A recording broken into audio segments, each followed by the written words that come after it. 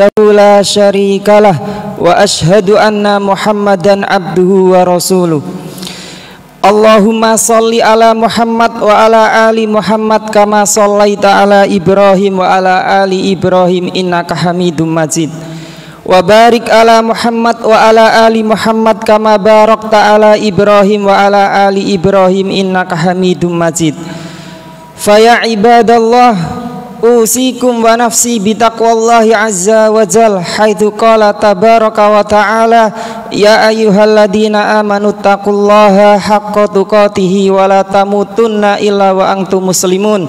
Ya ayyuhan nasu taqu rabbakumul ladzi khalaqakum min nafsin wahidah wa khalaqa minha zawjaha wa batha minhuma rijalan katsiran wa nisaa wattaqullaha alladzi tasaaluna bihi wal arham innallaha kana 'alaikum raqiba.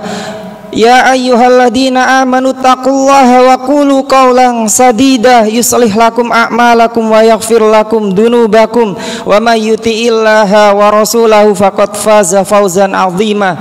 Fa inna ahsanal kalami kalamullah wa khairal huda huda Muhammadin sallallahu alaihi wasallam wa syarrul umur muhdatsatuha wa kullu muhdatsatin bid'ah wa kullu bid'atin dhalalah wa kullu dhalalatin finnar. Jamaah sholat Jumat rahimakumullah.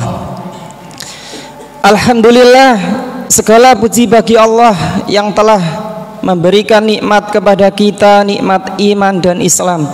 Alhamdulillah, segala puji bagi Allah yang telah memberikan kekuatan kepada kita, kemudahan kepada kita untuk melaksanakan segala perintah-perintahnya, menjauhi segala larangan-larangannya, dan khususnya pada siang hari ini kita dimudahkan oleh Allah untuk melaksanakan salah satu perintahnya, yaitu melaksanakan sholat Jumat dengan berjamaah.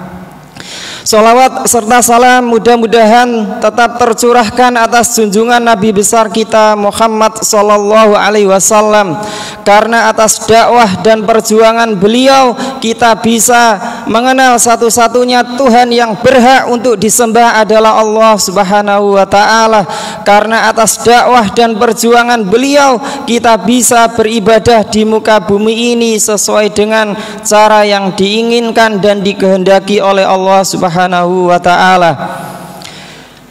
Jamaah sholat Jumat rahimakumullah, tidak lupa khotib mengingatkan kepada diri sendiri dan kepada panjenengan sedaya untuk senantiasa menjaga dan meningkatkan keimanan dan ketakwaan kita kepada Allah Subhanahu wa ta'ala.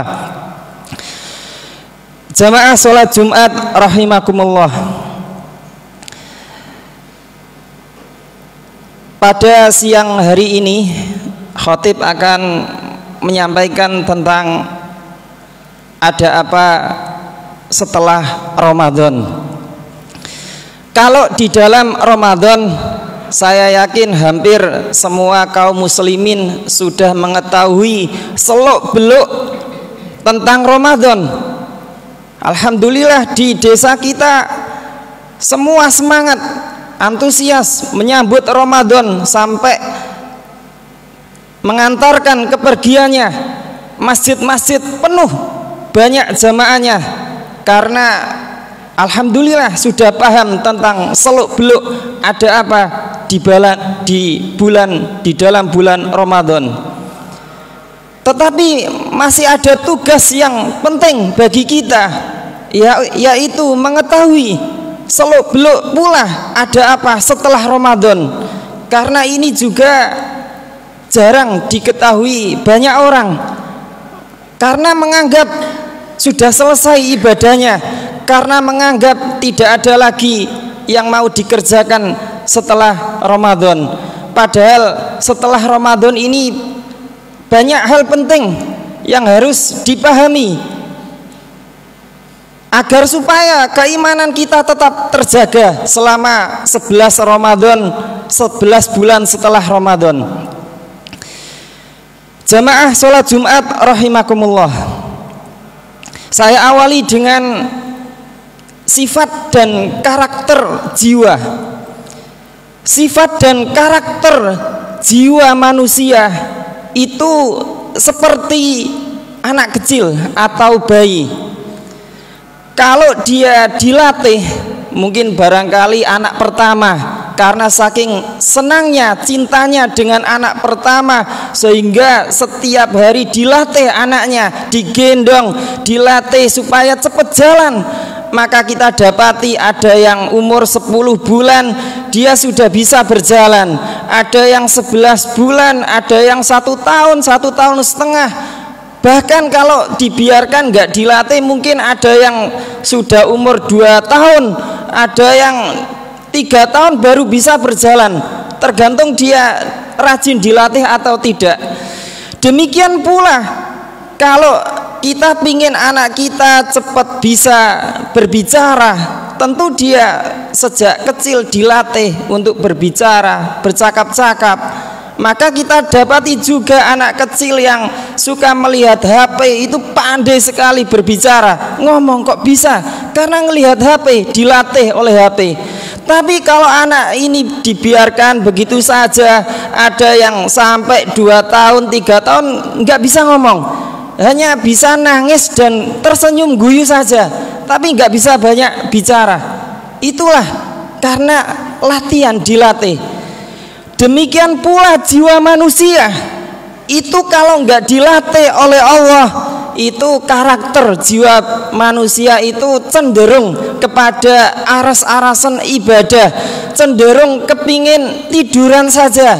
Maka dilatih oleh Allah agar supaya tahu bahwasanya kula panjenengan sedaya diciptakan di muka bumi ini bukan untuk tiduran, bukan untuk santai-santai. Maka dilatih jiwa manusia agar bisa menjalani kedudukan bagaimana dia diciptakan, apa tugasnya, yaitu untuk beribadah.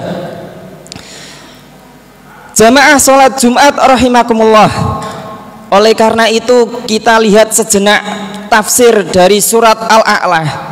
Sabbihisma rabbikal a'la, sebutlah, bertasbihlah dengan nama Rabbmu yang paling tinggi. Kenapa kita diperintahkan oleh Allah untuk bertasbih, menyebut nama Tuhanmu yang maha tinggi, yang paling tinggi? Karena ada nikmat yang sangat besar yang diberikan kepada kita, yaitu yang pertama, alladzi khalaqa fasawwah, yang telah menciptakan kita yang dulunya nggak ada sekarang ada. Menciptakan manusia ini adalah sesuatu yang sangat sulit. Tidak ada orang sepintar apapun bisa menciptakan manusia. Paling banter orang itu, sepandai-pandai orang baru bisa menciptakan teknologi yang canggih, bisa menciptakan robot, atau sekarang teknologi AI yang begitu canggih. Tapi belum ada satupun manusia yang bisa menciptakan manusia. Kenapa? Karena menciptakan manusia itu adalah sesuatu yang sulit, tapi Allah mampu untuk menciptakannya. Maka kita bersyukur kepada Allah. Yang kedua, setelah Allah menciptakan kita dari tidak ada sekarang menjadi ada, alladzi khalaqa fasawwah, ternyata Allah juga menyempurnakan ciptaannya, menyempurnakan kita. Ini bukti bahwasanya Allah sangat menyayangi ciptaan yang bernama manusia ini dari ciptaan yang lain, sampai diciptakan dalam bentuk yang sempurna. Maka kita lihat apakah ada tangan kita, tangan kanan dengan tangan kiri sampai ukurannya beda? Enggak ada. Apakah kaki kita kanan dengan kaki kiri ini ukurannya beda? Tentu penjahit pun enggak akan susah kalau ukuran tangan kita beda. Penjahit itu ngerti kalau tangan kanannya ukurannya segini, tangan kirinya sama. Demikian pula kalau mengukur celana kaki kanan dengan kaki kiri pasti sama, tidak mungkin beda. Seandainya beda, apa yang terjadi? Tentu jalannya akan ya enggak karuan. Itu bukti Allah menyempurnakan ciptaan manusia, begitu cinta kepada kita.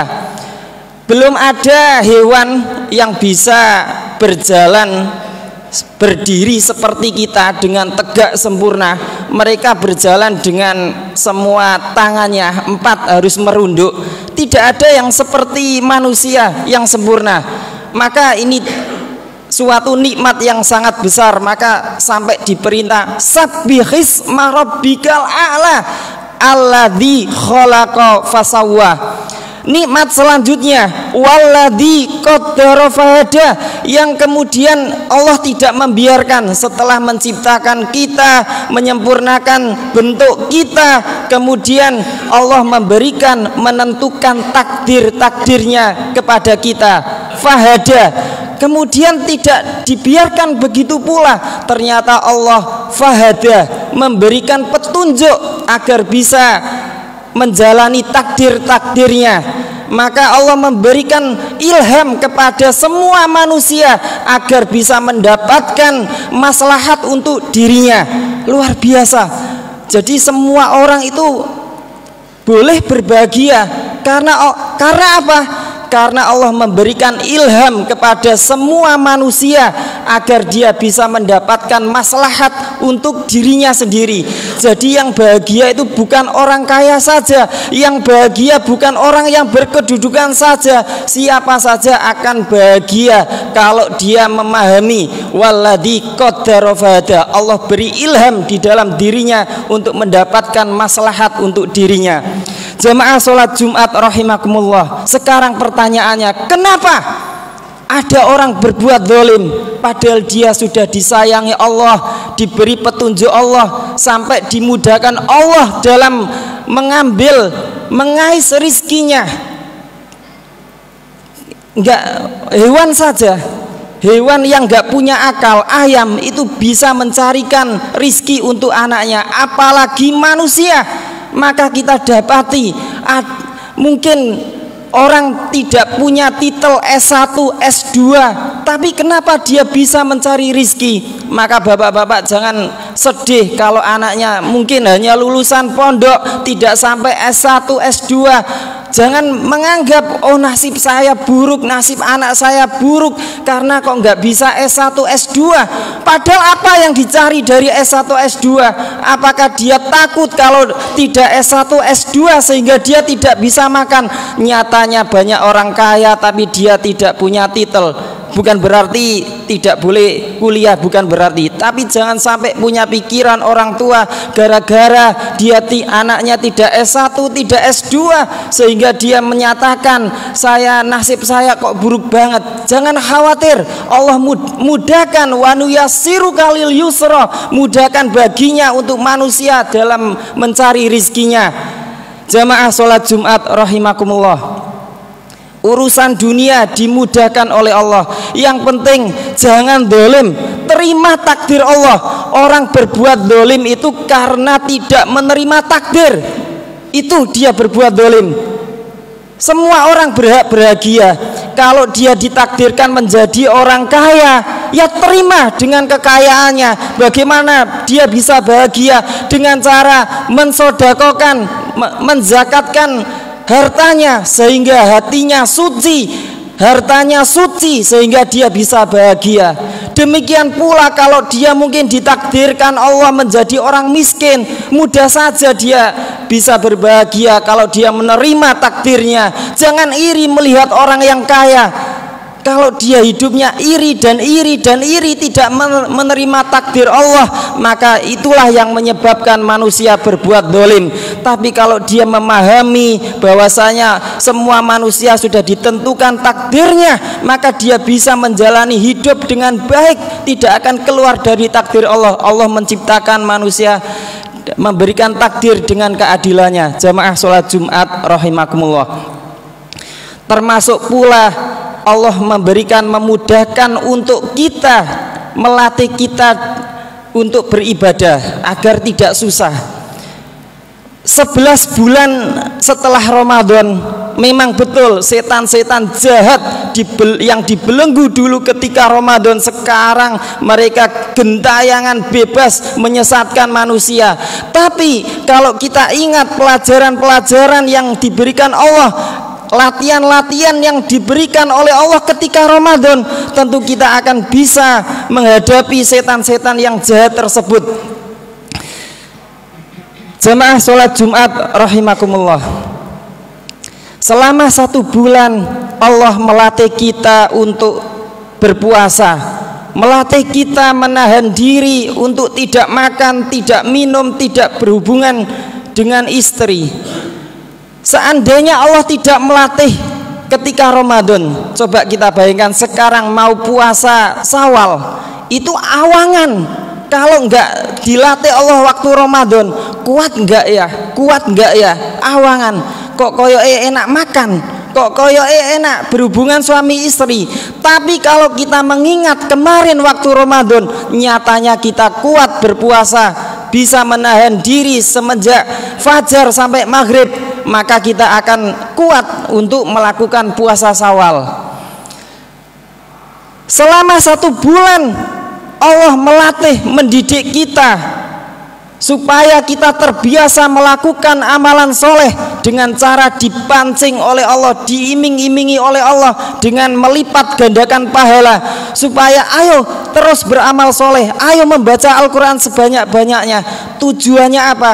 Agar kita terbiasa, agar kita ingat, teringat di dalam hati kita, terkesan 1 bulan kemarin saya begitu rajin ibadah ya, itu akan membekas di dalam hatinya, sehingga selama 11 bulan setelah Ramadan kita bisa ingat dan bisa melakukan amal soleh dari pendidikan yang diajari oleh Allah selama 1 bulan di Ramadan. Selama 1 bulan kemarin pula Allah mengajari kita untuk menjauhi perbuatan maksiat. Secara umum Allah itu tidak menyukai maksiat secara umum. Tetapi ternyata kenapa malam yadu qaulazur, siapa yang tidak meninggalkan perkataan-perkataan yang keji. Artinya Allah ternyata membagi dosa itu dengan bermacam-macam. Ada dosa yang kecil yang mungkin dengan kita wudhu, dengan kita Jumat dengan Jumat maka akan gugur. Ada jenis dosa itu dosa besar yang kita harus bertobat. Ada jenis dosa itu yang muhlikat, yang menghancurkan. Maka kita diajari oleh Allah selama Ramadan, hati-hati, tinggalkan perkataan keji, hati-hati dalam menuduh seorang kaum muslimin, lisan dijaga. Boleh jadi orang itu berbuat dosa dengan matanya, boleh jadi orang itu berbuat dosa dengan telinganya, boleh jadi orang itu berbuat dosa dengan kakinya. Tapi hati-hati dengan lisan, ini dosa yang bisa merusak amalan. Artinya apa? Kita sebagai seorang muslim itu memang jangan meremehkan dosa, baik itu dosa besar maupun dosa kecil.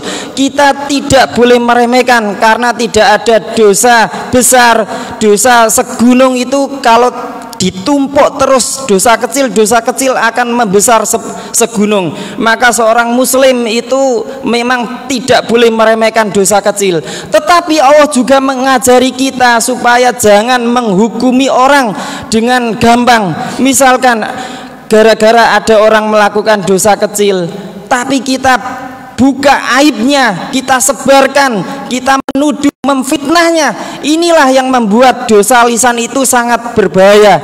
Maka mungkin kita punya pahala yang banyak dengan sholat kita, kita punya pahala banyak dengan bacaan Al-Quran kita, dengan sodako kita, tapi gara-gara kita tidak mudah, kita gampang dalam menuduh orang, kita gampang dalam memfitnah orang, adu domba orang, sehingga dosa orang lain karena kita mendolimi orang lain, dosa yang dipakai, yang dipunya orang lain itu dikasihkan kepada kita, dan pahala kita dikasihkan kepada orang yang kita tuduh. Maka jaga lisan kita supaya kita, amalan kita tidak rusak gara-gara lisan kita. Jamaah sholat Jumat rahimakumullah, hari ini kita bisa melihat diri kita, tidak usah melihat orang lain, diri kita sendiri saja. Karena orang lain nggak perlu dikoreksi kesalahannya, nggak perlu. Allah sudah mengirim malaikat yang mulia untuk mencatat dosa-dosanya. Kita nggak perlu ngoreksi, ini dosanya begini, nggak perlu. Bukan tugas kita. Tugas kita adalah introspeksi diri, beribadah kepada Allah. Maka nggak usah ngelihat orang lain. Hari ini kita bisa melihat diri kita kita kemarin sudah 1 bulan dilatih oleh Allah untuk sholat taraweh. Sekarang apakah masih membekas? Kita apakah masih sholat qiyamul lail atau tahajud? Kita yang bisa menjawab diri kita sendiri. Hari ini kita bisa melihat diri kita, jangan melihat orang lain. Kemarin kita rajin membaca Al-Quran. Apakah sekarang Quran sudah kita masukkan di almari, dikunci rapat-rapat, dimuseumkan selama tinggal Al-Quran sampai bertemu lagi di Ramadan yang akan datang? Apakah seperti itu? Hari ini kita juga bisa melihat diri kita. Apakah kita kemarin sudah dilatih Allah menjaga lisan kita? Apakah hari ini kita mengumbar lisan kita lagi untuk memfitnah, menuduh orang dan sebagainya? Ini sangat penting sekali untuk kita lihat. Apakah, kenapa kok perlu dilihat? Karena tanda amal soleh diterima oleh Allah itu para ulama menyebutkan, diantaranya Ibnu Katsir dalam menjelaskan surat Al-Lail, min thawabil hasanah al hasanatu ba'da, di antara balasan kebaikan adalah dia akan diberi kemudahan Allah untuk melakukan kebaikan setelahnya. Di antara wa min jazai sayyi'ah, dan di antara balasan keburukan itu Allah akan berikan kemudahan baginya untuk melakukan keburukan setelahnya. Oleh karena itu kita perlu hati-hati.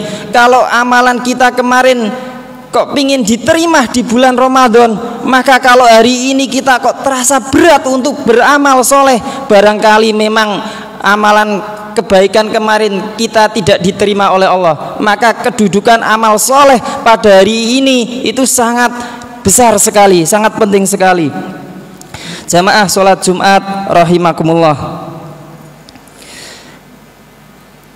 Ka'ab radhiyallahu an itu mengatakan, man shoma Ramadan, siapa yang berpuasa Ramadan, wa huwa yuhadditsu nafsah, kemudian terdetik di dalam hatinya, idza aftara, jika nanti setelah Ramadan, setelah saya enggak puasa lagi, itu lam ya'sillah, dia bertekad untuk tidak bermaksiat kepada Allah, atau dia bertekad untuk menjadi lebih baik, dakhalal jannah bi ghairi hisab bi ghairi masalah, Allah akan mudahkan baginya masuk surga tanpa masalah.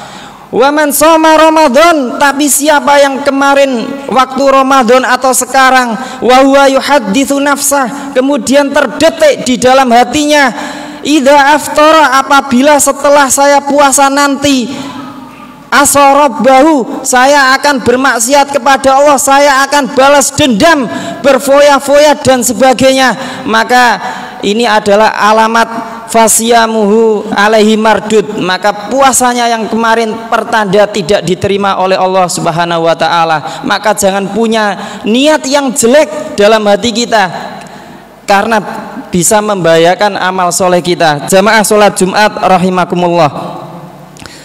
Kemudian Nabi SAW pernah menemui Aisyah dan bertanya, wahai Aisyah, siapa wanita yang di sampingmu? Aisyah menjawab, dia adalah seorang fulanah yang rajin sholat malam. Maka Nabi menjawab, mah, jangan seperti itu, jangan berlebihan dalam menilai seseorang. Alaikum bima tutikun, tetapi beramalah sesuai dengan kemampuanmu. Enggak usah muluk-muluk ibadah 1 malam suntuk, tapi besoknya horok-horok asem, tidak beribadah lagi, tapi beribadahlah sesuai dengan kemampuanmu.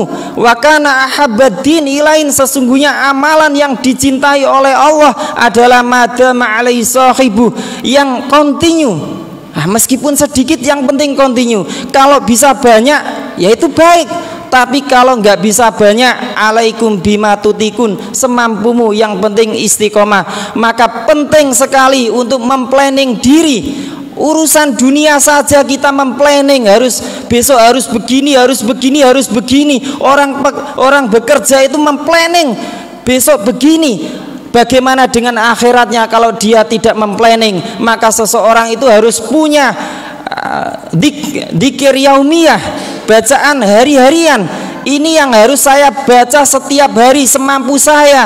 Doa wirid ini yang saya baca setiap hari, itu yang dicintai oleh Allah. Saya baca Quran meskipun satu halaman tapi continue, itu lebih baik daripada satu malam baca satu juz, besok tidak baca sama sekali. Itu tidak disukai oleh Allah Subhanahu wa taala. Oleh karena itu yang terakhir, jamaah salat Jumat rahimakumullah, seorang salaf mengatakan Bi'sal qaum la ya'rifunallaha haqqan illa fi syahri Ramadan. Seburuk-buruk kaum adalah dia mengenal Allah kecuali dia mengenal Allah hanya di bulan Ramadan saja. Setelah itu dia lupa dengan Allah. Tetapi yang benar adalah wa'bud rabbaka hatta ya'tiyakal yakin. Sembahlah Allah sampai kita meninggal dunia. Barakallahu li wa lakum fil Qur'anil azim wa nafa'ani wa iyyakum bima fihi minal ayati wa dzikril hakim wa taqabbala minni wa minkum tilawatahu innahu wasamiul alim.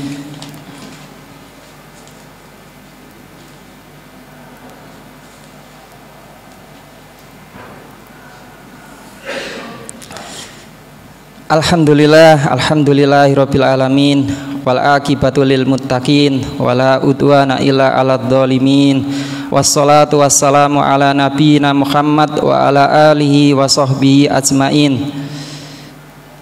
Jamaah salat Jumat rahimakumullah, maka agar supaya kita bisa istiqomah, maka jangan lupa kita terus berdoa kepada Allah. Rabbana taqabbal minna innaka antas samiul alim. Penting sekali.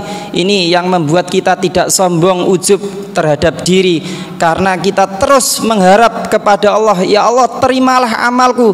Orang kalau berdoa seperti ini berarti dia itu menunjukkan butuh kepada Allah. Dia tidak akan ujub karena dia butuh amalan ini diterima.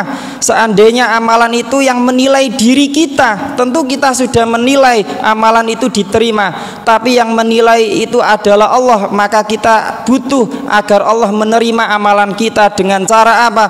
Terus berdoa kepada Allah, sebagaimana Nabi Ibrahim dan Ismail ketika dia meletakkan batu membangun Ka'bah, dia terus berdoa, Rabbana taqabbal minna innaka antas samiul alim.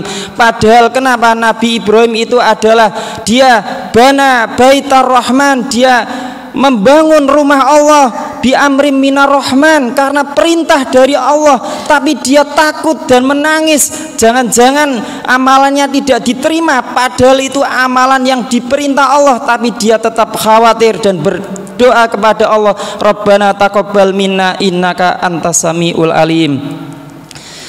Faya ayyuhan nas ittaqullaha fima amarah wantahu ammanaha wa'lamu annallaha amarakum bi amrin bada'a fihi bi nafsi wa thanna bi malaikatihi bi qudsi wa qala ta'ala innallaha wa malaikatahu yusholluna 'alan nabiy ya ayyuhalladzina amanu shollu 'alaihi wa sallimu taslima. Allahumma ighfir lil muslimina wal muslimat wal mu'minina wal mu'minat al ahya'i minhum wal amwat innaka sami'un qaribun mujibud da'awat ya qadiyal hajat. Allahumma taqabbal minna innaka antas sami'ul alim wa tub alaina innaka antat tawwabur rahim. Allahumma ja'al baqiyata a'malina khairan mimma salafa minha. Allahumma inna nas'alukal huda wat tuqa wal afafa wal hina.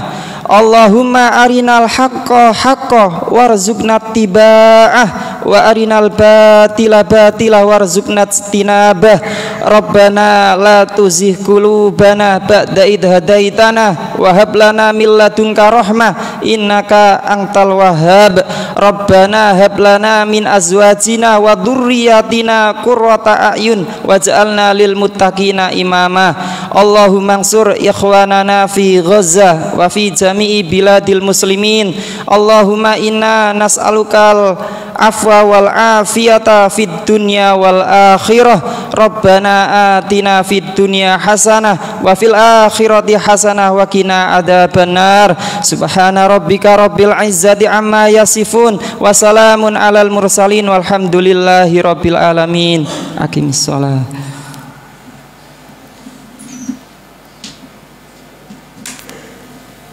الله أكبر الله أكبر.